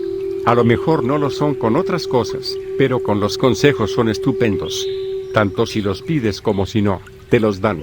El consejo es lo único que se da en gran cantidad y lo único que no se acepta. Nadie lo acepta. Me han contado que un día estaban dos vagabundos sentados bajo un árbol y uno le dijo al otro, yo he acabado en este estado por no hacer caso a los consejos de nadie. Y el otro replicó, amigo, yo he acabado así por haber seguido los consejos de todo el mundo. Tienes que hacer tu propio viaje. Estás helado, lo sé. Eres desgraciado, lo sé. La vida es dura, también lo sé. Y no tengo ningún consuelo para ti, ni creo que yo pueda consolarte, porque todo consuelo se convierte en un aplazamiento. La osa le dice al osesno, sí, tu padre era un oso polar, y durante un rato el osesno intenta no morirse de frío porque supuestamente los osos polares no pasan frío, pero no le sirve de nada. Vuelve a preguntar, mamá, ¿mi abuelo también era un oso polar? Intenta saber lo siguiente, ¿hay algo en mi herencia que va mal y por eso tengo tanto frío? Y la madre contesta, sí, tu abuelo también era un oso polar. Vuelve a intentar aplazar el frío, pero no se puede. Se puede retrasar un poco, pero vuelve. No se puede rehuir la realidad. Teorizar tampoco sirve de ayuda. Olvídate de las teorías y presta atención a los hechos. ¿Te sientes deprimido? Tienes que indagar en la depresión. ¿Estás enfadado? Tienes que indagar en ese enfado. ¿Sientes deseos sexuales? Pues olvídate de lo que digan los demás. Indaga en tu interior. Es tu vida y tú tienes que vivirla. No pidas nada prestado, no aceptes nada de segunda mano. Dios ama a las personas de primera mano. No parece que le gusten las copias. Sé una persona original, individual. Sé tú mismo e indaga en tus problemas. Y solo puede decirte una cosa, que en tu problema está oculta la solución. El problema es simplemente una semilla. Si profundizas en él, brotará la solución. Tu ignorancia es la semilla. Si profundizas en ella, florecerá el conocimiento. El problema consiste en el frío que sientes, en los escalofríos. Adéntrate en ellos, y surgirá el calor. En realidad te lo dan todo, la pregunta y la respuesta, el problema y la solución, la ignorancia y el conocimiento. Solo tienes que mirar en tu interior. 7. Me da la impresión de que los seres humanos piensan que no basta con ser ellos mismos. ¿Por qué sienten tal compulsión la mayoría de las personas por alcanzar poder, prestigio y todo lo demás, en lugar de limitarse a ser simplemente seres humanos? Es una pregunta muy complicada. Tiene dos facetas, y hay que comprender ambas.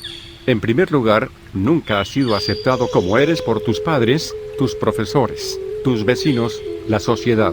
Todo el mundo intentaba destacar los fallos, los errores, las faltas, las debilidades, las fragilidades a las que tienen tendencia todos los seres humanos. Pero nadie destacaba tu belleza, tu inteligencia, tu grandeza.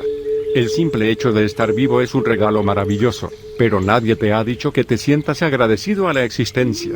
Por el contrario, todo el mundo te decía que te quejaras, que rezongaras. Naturalmente, si todo lo que te rodea en la vida desde el principio destaca lo que no eres y deberías ser, te va ofreciendo grandes ideales que deberías alcanzar, nunca se elogiará lo que eres. Lo que se elogia es tu futuro. Si puedes llegar a ser alguien respetable, poderoso, rico, intelectual, famoso de una u otra forma, no un don nadie. Ese constante condicionamiento ha creado en ti la siguiente idea: no soy lo suficiente tal y como soy, me falta algo. Y tengo que estar en otra parte, no aquí. No debería estar aquí, sino en un lugar más elevado, con más poder, más dominio, más respetado, más conocido. Eso es solo la mitad de la historia, algo feo, que no debería ser así. Desaparecería si las personas aprendieran con un poco más de inteligencia a ser madres, padres, profesores. No se debe mimar al niño, sino contribuir a que se acepte a sí mismo, a que crezca su autoestima. Por el contrario, a lo que contribuyes es a crear obstáculos para su crecimiento. Esa es la parte más fea, pero también la más sencilla. Puede eliminarse, porque resulta muy sencillo y lógico comprender que no eres responsable de lo que eres, sino que la naturaleza te ha hecho así. De nada sirve ahora llorar y lamentarse en la leche derramada. Pero la segunda parte tiene una enorme importancia. Incluso si se eliminan todos estos condicionamientos, es decir, que te desprogramen, que te quiten todas esas ideas de la cabeza, seguirás pensando que no vales lo suficiente, pero de todos modos será una experiencia completamente distinta. Las palabras serán las mismas, pero la experiencia diferente. No vales lo suficiente porque puedes llegar a más. Ya no se trata de hacerse famoso, respetable, poderoso, rico. Dejarás de preocuparte por esas cosas. Empezarás a preocuparte porque tú eres solo una semilla. Cuando llegas al mundo no naces como un árbol, sino como una simple semilla, y tienes que crecer hasta el punto de la madurez, de la floración, y esa floración te llenará de alegría, de satisfacción. Este florecimiento no tiene nada que ver con el poder, ni con el dinero, ni con la política. Solo tiene que ver contigo mismo, como progreso individual. Y para eso, el otro condicionamiento supone un obstáculo, una distracción, significa encaminar mal el deseo natural de crecimiento. Todo niño nace para crecer y convertirse en un ser humano hecho y derecho, con amor, con compasión, con silencio. Tiene que convertirse en una auténtica fiesta por sí mismo. No se trata de competir, ni siquiera de comparar.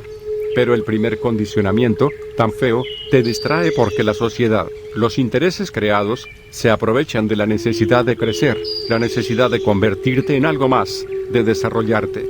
Desvían esa necesidad, te llenan la mente de modo que piensas que esa necesidad significa tener más dinero, que esa necesidad significa ocupar el primer lugar en todos los terrenos, en la educación, en la política, en todo. Estés donde estés, has de ocupar el primer lugar. Si no llegas, pensarás que no has actuado bien, sentirás un grave complejo de inferioridad. Este condicionamiento produce complejo de inferioridad porque su objetivo consiste en que seas superior a los demás. Te enseña a competir, a compararte con los demás. Te enseña la violencia, la lucha. Te enseña que no importan los medios, que lo que importa es el fin, que el éxito es el objetivo. Y eso se consigue fácilmente porque nacernos con el impulso de crecer, con el impulso de estar en otro sitio. Una semilla tiene que viajar hasta muy lejos para transformarse en unas flores. Es una peregrinación. Es un impulso maravilloso, que concede la naturaleza misma, pero hasta ahora la sociedad se ha servido de múltiples astucias para desviar y cambiar tus instintos naturales y transformarlos en utilidad social. Estos son los dos aspectos que te hacen sentir que estés donde estés te falta algo, que tienes que acceder a algo, conseguir algo, triunfar, trepar. Tienes que emplear a fondo tu inteligencia para distinguir entre tu impulso natural y los condicionamientos sociales. Olvídate de los condicionamientos sociales, son una estupidez, para que tu naturaleza siga siendo pura, impoluta. Y la naturaleza siempre es individualista. Crecerás y florecerás, y a lo mejor te salen rosas, mientras que a otra persona quizá le salgan caléndulas. Tú no serás superior al otro por las rosas, ni el otro será inferior a ti por las caléndulas. Lo importante es que los dos habéis florecido, y ese florecimiento, ese desarrollo, produce una profunda satisfacción. Desaparece la frustración, la tensión, y te invade una gran sensación de paz, esa paz que te inunda, que sobrepasa la comprensión, pero en primer lugar tienes que cortar con todas las estupideces de la sociedad, porque si no seguirán desviándote, distrayéndote. Tienes que ser rico, pero no por el dinero. La riqueza es otra cosa. Un mendigo puede ser rico y un emperador pobre. La riqueza es una cualidad del ser. Alejandro Magno conoció a Diógenes, un mendigo que solo poseía una lámpara y la mantenía encendida día y noche. Desde luego, actuaba de una forma extraña, y Alejandro le preguntó, signo de interrogación abierta, ¿por qué tienes la lámpara encendida durante el día? Diógenes alzó la lámpara, miró a Alejandro a la cara y le dijo, busco al hombre auténtico de día y de noche, pero no lo encuentro. Alejandro se quedó asombrado al ver que un simple mendigo le decía semejante cosa a él, el conquistador del mundo, pero también comprendió la belleza de la desnudez de Diógenes. Sus ojos eran tan silenciosos, sus palabras poseían tal autoridad, su presencia era tan impresionante y a la vez tranquila que aunque Alejandro se sintió insultado no pudo reaccionar. La presencia de aquel hombre era tan imponente que el propio Alejandro parecía un mendigo a su lado. En su diario escribió lo siguiente, he notado por primera vez en mi vida que la riqueza no tiene nada que ver con el dinero. He conocido a un hombre rico. La riqueza es lo que hay en ti de auténtico, de sincero, de verdadero, tu amor, tu creatividad, tu sensibilidad, tu capacidad para meditar. Ahí está tu auténtica riqueza. La sociedad te ha abocado a lo mundano, y te has olvidado por completo de que te han abocado a eso. Recuerdo una historia que me contaron, una historia real. Un día, en la India, un hombre iba en una moto, y como hacía mucho frío se puso la chaqueta al revés, con la parte de detrás por delante, porque tenía mucho frío y el viento le daba de cara. Un sardar, los sardares son muy simples, también venía en su moto por el otro extremo de la carretera, y no daba crédito a sus ojos. Pensó, ese hombre tiene la cabeza al revés. Se asustó tanto que al aproximarse chocó contra el pobre hombre, que cayó al suelo, casi inconsciente. El sardar lo miró detenidamente y dijo, Dios mío, ¿qué le ha pasado? La ciudad está lejos, el hospital está lejos, pero hay que hacer algo. Los sardares son las personas más fuertes de la India, y aquel pobre hombre estaba inconsciente. Así que le torció la cabeza para colocarla bien, según como llevaba la chaqueta. En ese mismo momento llegó un coche celular y los policías preguntaron, signo de interrogación abierta, ¿qué ocurre? El sardar contestó, han llegado justo a tiempo. Miren a este hombre, se ha caído de la moto. Los policías preguntaron, signo de interrogación abierta, ¿está muerto? El sardar respondió, estaba vivo cuando tenía la cabeza al revés. Cuando se la puse en su sitio dejó de respirar. Los policías dijeron, solo se ha fijado en la cabeza. No se ha dado cuenta de que lo que está al revés es la chaqueta, no la cabeza. El sardar replicó, somos personas pobres y sencillas. Nunca había visto a nadie con una chaqueta con los botones a la espalda. Pensé que había tenido un accidente. Aunque estaba inconsciente, respiraba. Le torcí la cabeza. Me costó mucho trabajo, pero cuando quiero hacer algo, lo hago. Lo hice, y le enderecé la cabeza hasta que se adaptó perfectamente a la chaqueta. Entonces dejó de respirar. ¡Qué tipo tan raro! Sardar, título respetuoso para un sikh. Muchas personas te han torcido la cabeza, la mente, de muchas formas, según sus ideas de cómo deberías ser. No tenían mala intención. Tus padres te querían, tus profesores te querían, la sociedad quiere que seas alguien. Tenían buenas intenciones, pero escaso entendimiento. Olvidaron que no se puede convertir un macizo de caléndulas en un rosal, ni viceversa. Lo único que puedes hacer es contribuir a que las rosas sean más grandes, a que tengan más color y más fragancia. Puedes aportar todos los productos químicos necesarios para transformar el color y el perfume, el abono, la tierra adecuada, el riesgo conveniente en los momentos oportunos, pero no conseguirás que el rosal de lotos. Y si empiezas a decirle al rosal que tiene que dar flores de loto y desde luego, las flores de loto son preciosas y muy grandes, lo estarás condicionando de mala manera, algo que solo contribuirá a que el rosal jamás dé lotos. Además, su energía se canalizará mal, de modo que ni siquiera dará rosas, porque, ¿de dónde sacará la energía para producirlas? Y entonces no habrá ni lotos ni rosas, y naturalmente, el pobre arbusto se sentirá vacío, frustrado, yermo, indigno. Y eso mismo les ocurre a los seres humanos. Con las mejores intenciones del mundo, todos quieren cambiar tu mente. En una sociedad mejor, con personas más comprensivas, nadie te cambiará. Todos te ayudarán a que seas tú mismo, y ser uno mismo es la mayor riqueza que se puede obtener en este mundo. Ser uno mismo proporciona todo lo necesario para sentirse satisfecho, para que la vida tenga significado, para que sea importante. Por el simple hecho de ser tú mismo y de crecer de acuerdo con tu naturaleza se cumplirá tu destino. Y es que el impulso no es nada malo por sí mismo, sino cuando se desvían los objetivos. Y has de tener cuidado para que no te manipule nadie, por buenas que sean sus intenciones. Tienes que mantenerte al margen de esas personas con buenas intenciones, de las buenas personas que no paran de aconsejarte que hagas esto o lo otro. Préstales atención y dales las gracias, porque no quieren hacerte ningún daño, pero al final lo que ocurre es que sí te hacen daño. Solo debes hacerle caso a tu corazón, ese es tu único maestro. En el viaje real de la vida, tu intuición es tu único maestro. ¿Te has fijado en la palabra intuitivo? Es como tuitivo, solo que lo tuitivo es lo que ampara o defiende desde fuera, mientras que lo intuitivo viene de tu propia naturaleza, de dentro. Tu guía está dentro de ti, y con un poco de valor nunca te sentirás indigno. Quizá no llegues a ser presidente de un país, ni primer ministro, ni a ser Henry Ford, pero ni falta que hace. Quizá llegues a ser un cantante fantástico, o un pintor fantástico. Y al fin y al cabo, no importa lo que hagas. A lo mejor llegas a ser un gran zapatero. Abraham Lincoln llegó a presidente de Estados Unidos.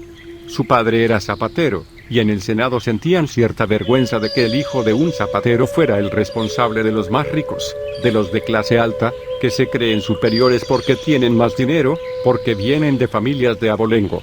Todos los miembros del Senado estaban un poco avergonzados, irritados y enfadados. A nadie le hacía ninguna gracia que Lincoln fuera el presidente. Un hombre muy arrogante, un burgués, se levantó y dijo lo siguiente antes de que Lincoln pronunciara su primer discurso ante el Senado. Señor Lincoln, antes de que comience quisiera recordarle que es usted hijo de un zapatero. El Senado en pleno se echó a reír. Querían humillar a Lincoln. No podían derrotarlo, pero sí humillarlo. Claro está, no resulta fácil humillar a un hombre como Lincoln. Lincoln replicó, le agradezco infinitamente que me haya recordado a mi padre, que ha muerto. Jamás olvidaré que me lo haya recordado, porque nunca seré tan buen presidente como buen zapatero era mi padre. Se hizo un silencio sepulcral ante la actitud de Lincoln, y añadió, por lo que sé, mi padre hizo zapatos para su familia. Si le molesta no tienen algún problema, y aunque yo no soy gran cosa como zapatero, aprendí el oficio con mi padre desde la infancia, puedo solucionarlo. Y lo mismo les digo a todos los miembros del Senado. Si mi padre hizo los zapatos y necesitan algún arreglo, alguna mejora, siempre estaré a su disposición. Pero tienen que tener en cuenta una cosa, que no soy tan bueno como él. Él era un artista. Y se le cayeron las lágrimas al pensar en su padre. Da igual, ser presidente de tercera clase o zapatero de primera clase.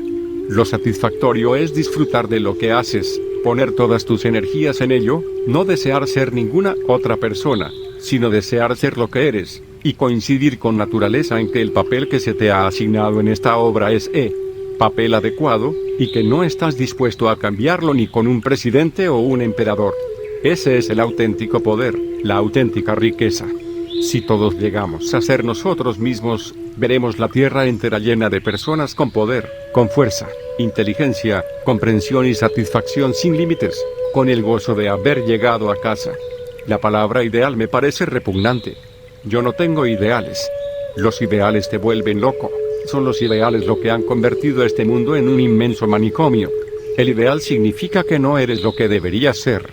Te crea ansiedad, tensión, angustia. Te divide, te vuelve esquizofrénico.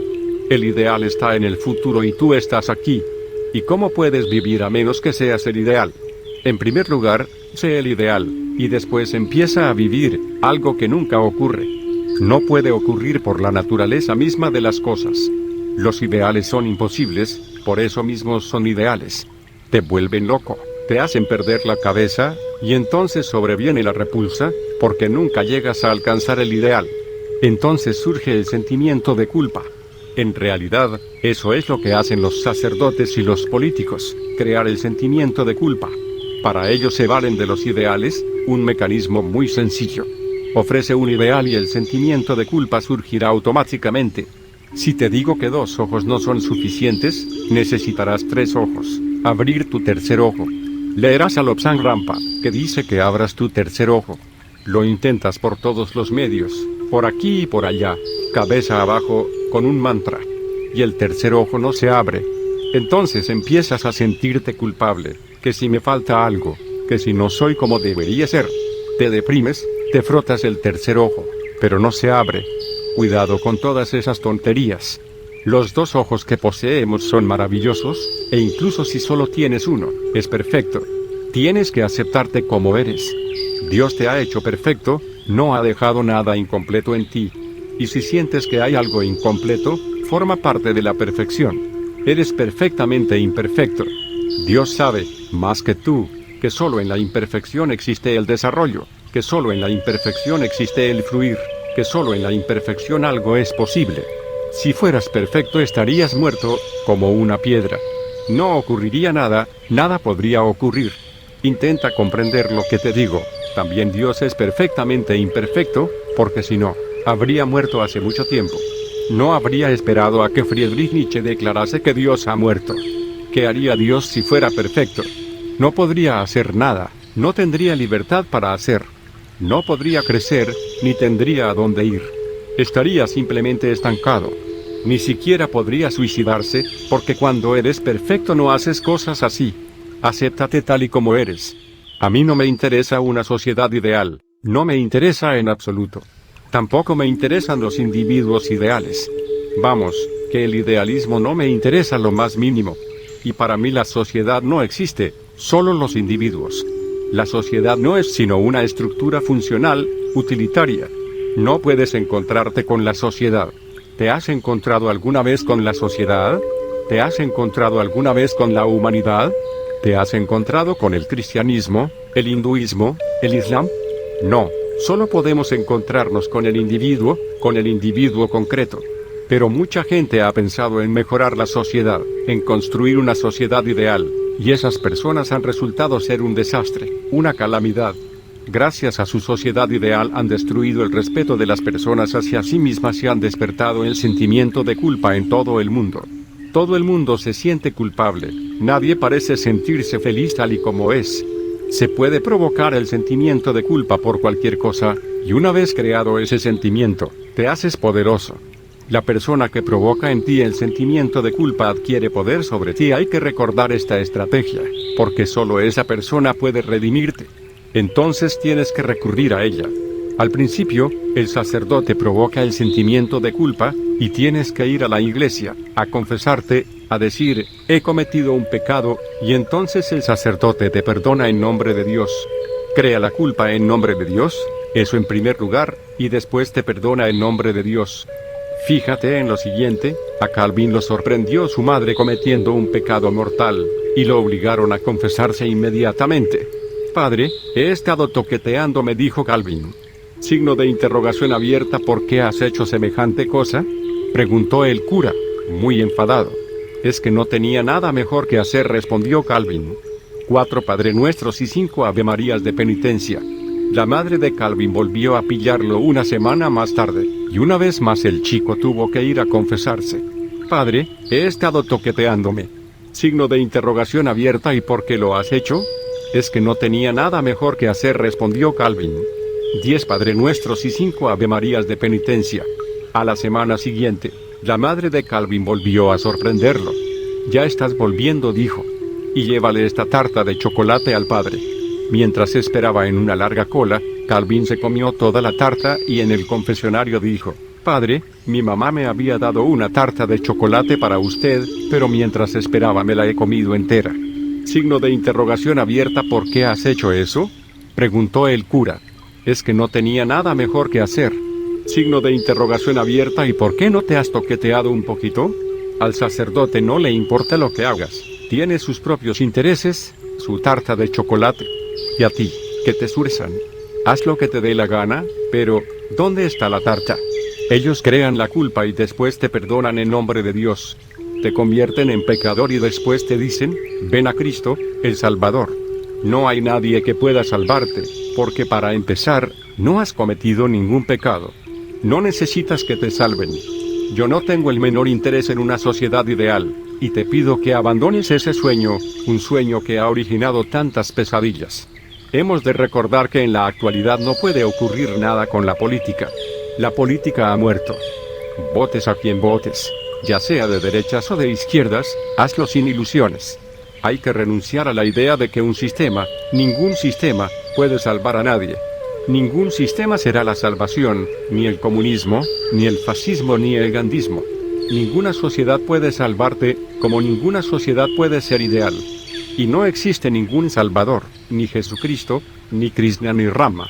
Has de olvidarte de esas tonterías sobre la culpa y el pecado que llevas a cuestas. Pon toda tu energía en bailar y festejar la vida, y entonces sí serás ideal, aquí y ahora, y no tendrás que convertirte en algo ideal. La ideología como tal ha perdido su veracidad. En realidad, nunca existió y, además, ha desaparecido la capacidad de persuasión. Quedan muy pocas mentes serias que sigan creyendo que se pueda lograr una nueva utopía mediante la ingeniería social. Vivimos en la época de la libertad absoluta. Hemos alcanzado la mayoría de edad. La humanidad ya no es infantil, ha madurado. Vivimos en una época muy socrática, porque la gente se plantea todas las cuestiones importantes de la vida. No empieces a ansiar y a anhelar un ideal, una idea, una perfección en el futuro. Olvídate de los ideales y vive aquí y ahora. 9. El perfeccionismo es el origen de todas las neurosis. El perfeccionismo es el origen de todas las neurosis. A menos que la humanidad se olvide de la idea de la perfección, nunca estará cuerda. La idea misma de la perfección ha llevado a la humanidad entera a la locura. Pensar en términos de perfección significa pensar en términos de ideología, objetivos, lo que debería y no debería hacerse. Tienes que seguir un modelo y si no lo consigues te sentirás terriblemente culpable, pecador. Y el modelo tendrá tales características que nunca podrás seguirlo. Si lo consigues, no tendrá gran valor para el ego. De modo que la característica intrínseca del ideal perfeccionista consiste en que no puede alcanzarse, y sólo así vale la pena alcanzarlo. ¿Comprendes la contradicción? Y esa contradicción provoca esquizofrenia. Intentas hacer lo imposible, algo que sabes perfectamente que no va a ocurrir por la naturaleza misma de las cosas. Si pudiera ocurrir no sería tal perfección, cualquiera podría hacerlo.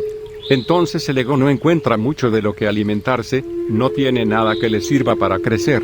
El ego necesita lo imposible, y por su propia naturaleza, lo imposible no ocurre.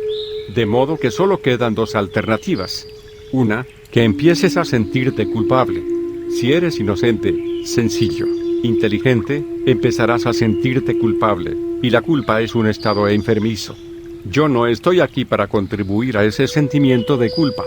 Aúno todos mis esfuerzos para ayudarte a que te libres de toda culpa. En cuanto te libras de ella, estalla el júbilo. Y la culpa tiene su origen en la idea de la perfección. La segunda alternativa consiste en lo siguiente: si eres astuto, te volverás hipócrita, empezarás a fingir que lo has conseguido. Engañarás a otros e incluso intentarás engañarte a ti mismo. Empezarás a vivir en medio de espejismos, de alucinaciones, Y eso es sumamente pecaminoso, irreligioso, pernicioso. Fingir, llevar una vida de fingimientos es mucho peor que la vida que lleva una persona con sentimiento de culpa. Al menos, la persona que se siente culpable es sencilla, pero quien finge, el hipócrita, el santo, el llamado sabio, el Mahatma, es un sinvergüenza. Es sobre todo inhumano consigo mismo porque se reprime, y esa es la única forma de fingimiento. Tiene que reprimir todo cuanto en él vaya en contra de la perfección. Le hervirá la sangre, estará que arde, y su rabia saldrá al exterior de mil maneras, sutiles, indirectas, pero aflorará. Incluso las personas como Jesucristo, tan amable, tan bueno, están llenas de rabia, de cólera, y resulta increíble que vayan en contra de tales cosas. Llega Jesucristo con sus discípulos, esa pandilla de memos llamados apóstoles. Tiene hambre, como toda la panda. Se topan con una higuera, y resulta que no es la época de los higos.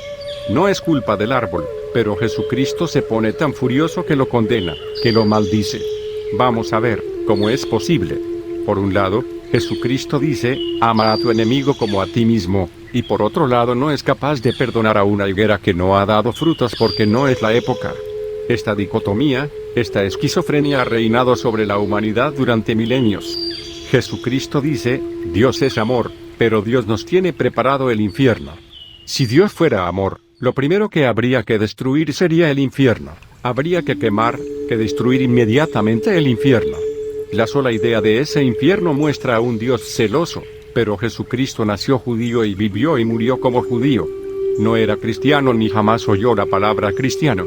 Y la idea de Dios que tienen los judíos no es especialmente bonita. El Talmud dice, en palabras del mismísimo Dios, soy un Dios celoso, muy celoso. No soy amable. No soy vuestro tío. Un Dios así tiene que crear el infierno. Aún más, vivir en el cielo con semejante Dios que no es tu tío, que no es amable pero sí celoso, sería un infierno. ¿Qué clase de paraíso habrías encontrado viviendo con él? Habría una atmósfera despótica, dictatorial, sin libertad, sin amor. Los celos y el amor no pueden convivir.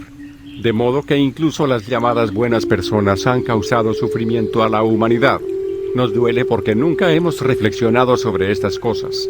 Nunca hemos intentado excavar en nuestro pasado, y todas las causas del sufrimiento tienen su origen en nuestro pasado. Debes recordar que tu pasado está más dominado por Jesucristo, Mahavira, Confucio, Krishna, Rama y Buda que por Alejandro Magno, Julio César, Tamerlán, Genghis Khan, Nadir Shah. Los libros de historia hablan de estas personas, pero no forman parte del inconsciente. Pueden formar parte de la historia, pero no conforman tu personalidad. Tu personalidad la conforman las llamadas buenas personas. Sin duda poseían algunas cualidades buenas, pero junto con ellas había una dualidad y esa dualidad surgió de la idea de la perfección. Los jainistas dicen que Mahavira no sudaba. ¿Cómo va a sudar un hombre perfecto? Yo sí que sudo, no soy perfecto. Y la sudoración en verano es maravillosa, la prefiero a la perfección. Porque una persona que no suda sencillamente tiene un cuerpo de plástico, sintético, sin poros, que no respira. El cuerpo entero respira y por eso se suda.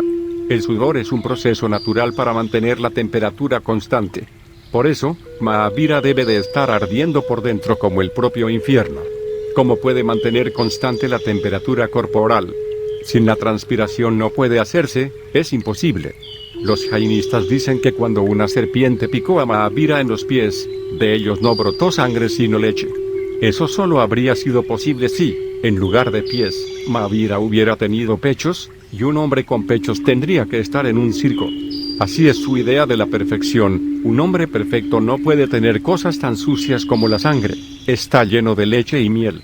Pero no hay más que imaginarse la peste que desprenderá un hombre lleno de leche y miel. La leche se agriará y la miel atraerá moscas y otros insectos. ¡Qué bonito! Todo su cuerpo lleno de moscas. A mí no me gusta nada esa clase de perfección. Mahavira es tan perfecto que ni orina ni defeca, cosas que solamente hacen los imperfectos seres humanos.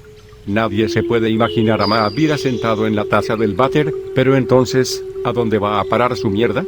Debe de ser el hombre más jodido del mundo.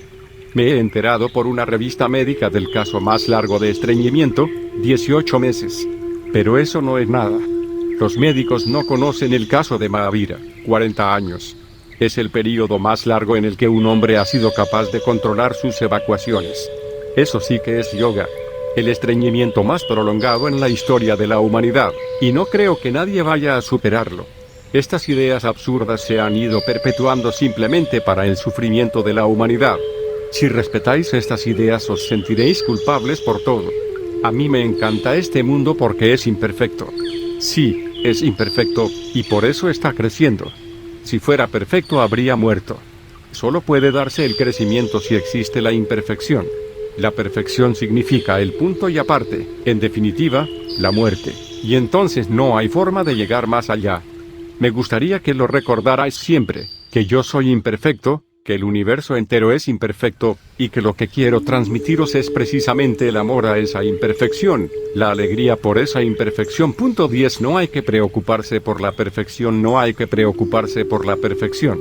Es mejor sustituir la palabra perfección por totalidad. No hay que pensar en ser perfecto, sino en ser total. La totalidad te proporcionará una dimensión diferente. En eso consisten mis enseñanzas: sé total y olvídate de ser perfecto. Hagas lo que hagas, hazlo totalmente, no perfecta, sino totalmente. ¿Cuál es la diferencia? Cuando estás enfadado, el perfeccionista dirá, no está bien enfadarse. La persona perfecta nunca se enfada. Eso es una tontería, porque sabemos que Jesús estaba enfadado.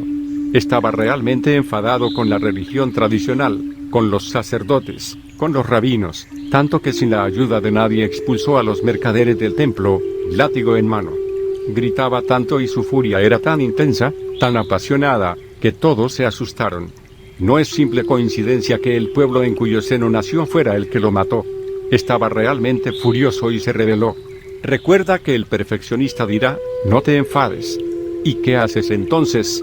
Reprimir tu furia, tragártela, y así se convertirá en un lento envenenamiento de tu ser. Serás capaz de reprimirla, pero entonces te convertirás en una persona colérica, y eso sí es malo. Un estallido de cólera de vez en cuando tiene su propia función, su propia belleza, su humanidad. Una persona incapaz de enfadarse no tiene entrañas, no tiene carácter. Una persona incapaz de enfadarse tampoco podrá amar, porque para ambas cosas hace falta pasión, y es la misma pasión. La persona incapaz de odiar tampoco podrá amar, ambas cosas van unidas. Su amor será frío. Y debemos recordar que más vale un odio cálido que un amor frío. Al menos es humano, tiene intensidad, tiene vida, respira. Y quien ha perdido la pasión será una persona sosa, anquilosada, como muerta, y toda su vida será pura cólera. No la expresará, sino que seguirá reprimiéndola. La cólera se irá acumulando, una capa sobre otra, hasta que simplemente sea una persona colérica. No hay más que ver a los llamados Mahatmas y santos. Son personas coléricas. Creen haber controlado su cólera. Pero, ¿qué se puede hacer con una cólera controlada? Tragársela. Y entonces, ¿a dónde va a parar? Es algo tuyo, forma parte de ti, y en ti se verá, sin expresión. Siempre que se expresa la cólera, te libras de ella, y tras la cólera puedes volver a sentir compasión. Una vez calmadas la cólera y la tormenta, puedes volver a sentir el silencio del amor. Existe un ritmo entre el odio y el amor, la cólera y la compasión. Si renuncias a uno de ellos, el otro desaparecerá. Y la ironía está en que, renuncies a lo que renuncies, simplemente te lo tragarás y pasará a formar parte de tu organismo. Te enfadarás sin razón alguna, de una forma irracional. Se reflejará en tus ojos, en tu tristeza, en tu expresión sombría y seria. Serás incapaz de disfrutar. Cuando digo que se debe sustituir la perfección por la totalidad, me refiero a que cuando te enfades lo hagas totalmente, por completo. Sé cólera, cólera pura. Tiene su belleza. Y el mundo mejorará cuando aceptemos la cólera como parte de la humanidad, como parte del juego de las polaridades. No puede existir el este sin el oeste, ni la noche sin el día, ni el verano sin el invierno. Hemos de aceptar la vida en su totalidad, porque existe cierto ritmo, cierta polaridad,